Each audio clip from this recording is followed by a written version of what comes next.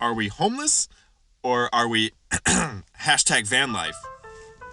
Hi folks, so I suppose it's mostly true that I'm a gross and stupid, cringy homeless dude, but that's a throne stone chosen to be used by young with those fringe groups of Tin Jayota or remote confused. Like, yeah, did you know Joel Ha owns no home throne advantage? Ew, ha, boom roasted, true, but holes in the ground of ancient sacred burial mounds and hole-in-the-wall stagecoach stations over in the Rocky Smokies and Sierra Mountains, or in the perilous abandoned whereabouts of fairgrounds down between the scary makeshift merry-go-rounds and kerosene barrels with the feral dogs is often where I go to poo, so now who's the fool?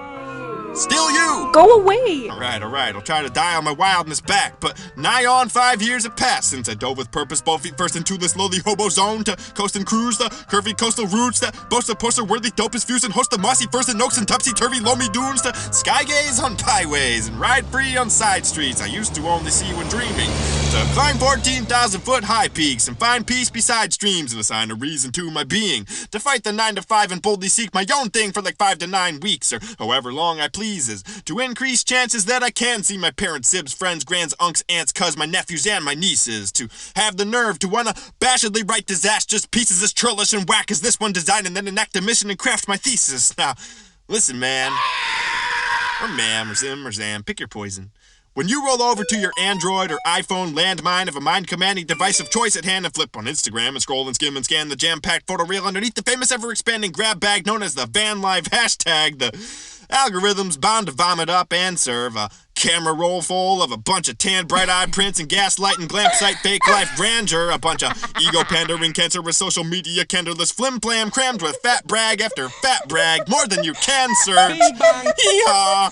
Absolutely gorgeous trust fund ding-dongs take off on trips and hoity-toity whips each time the spring thaws. Bing bong. Rich brats flash big brands, grin wall-to-wall, sing or should I say lip-sync songs, binge on the finer things like stacks of cash and selfie sticks and live like they're some kind of king pawns. Bing bong. Good for them and their ambitious plans. On one hand, I feel bad for them all. Hear me out. No disrespect to any of these Dixie-whistling, pristine gypsies zipping to Disneyland or Burning Man or wherever the pixies and fairies dance and sitting pretty up in their spick-and-span Mercedes Sprinter van birthday gifted to them worth upwards of 60 grand. First, I call them all the worst things under my breath.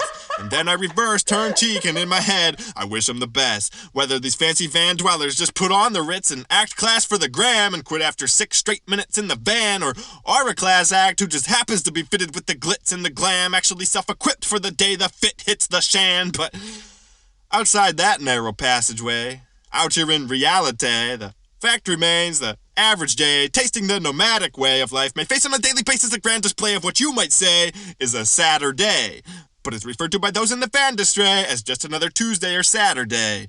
And that's facts. Make no mistake, I'm happy as a clam, or a pig in mud, or some other weird saying, but that don't change the fact that on the surface I'm a ragtag, vagabond, sad sack, highly unwanted bit of riff-raff, trashy waste, looked down upon, harassed, and laughed at, crackhead-looking castaway. And to that I say, ask someone who cares. Despite the cover of my book, I'm living my best life. And that's saying a lot, because I grew up super far from wealthy, but I'm self-aware enough to see the truth that I've been blessed beyond belief. For sure. To my parents, thank you ma'am, and thank you sir. I'm a muck, trudging humdrum, rubber tramping dumb bum, rough around the cluttered edges. Yup, and plus I love dirt. Go ahead and shudder at me, not you're disgusting or a fuddy-duddy, but I double down on these 4 buzzwords I've come out here for myself and discovered. Comfort is for suckers.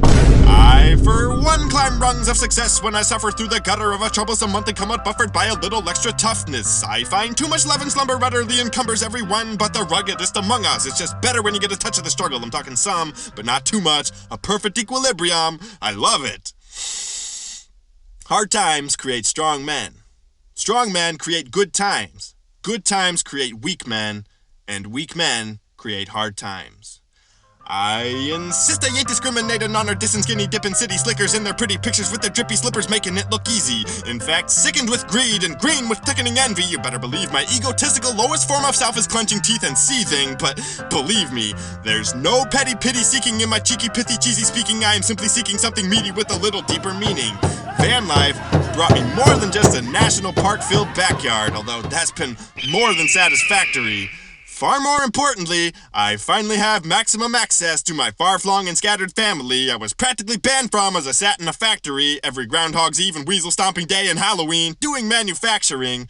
Paying rent at basic stationary habitations over 8 years came out to 60 bands. Translation, 60 grand. 6,000 Washingtons to slumlords of land. Literally 6 million Lincoln had penny slipped and leaked through my goofy hands. Stupid, man. Unfortunately for you and I, in the game of life, there's no edit menu or undo commands. But for plenty plans of many humans, there can always be part 2 of any chance. I truly have no clue of who I am, or room to understand what in the mighty moon I'm even doing on this planet, but touring through the USA's communal lands, and scanning panoramic views of my savannah through my camera, shooting for the stars, and shooting stars always was and continues to be my one and only future plan. Sooner or later, I too will have a newer van that I can do jumping jacks inside and practice doing the Superman, and even plug my computer in, and cook soup or eggs. Every single thing underneath the sun comes around to haunt you like a boom meringue. Rumor has it, the grass across the fence is always greener. The other trail you decided not to use is always smoother. The neighbor's van is always going to be bigger and better and cleaner and newer and cooler than whatever you are in, at least when viewed from a clueless stance. And to conclude this rant, now that the humor's vanished, and through your screen you're staring daggers at my cute image with that accusing glance, as you can see, I'm still new to having gratitude for whatever the universe has currently placed into my hands. Dear Lord, hiding in the woods and moon and sea and tableland, is mighty good to know as you I see and breathe and feel the warm embrace of evil while freezing my cheeks off in my plain old van. Thank you, man.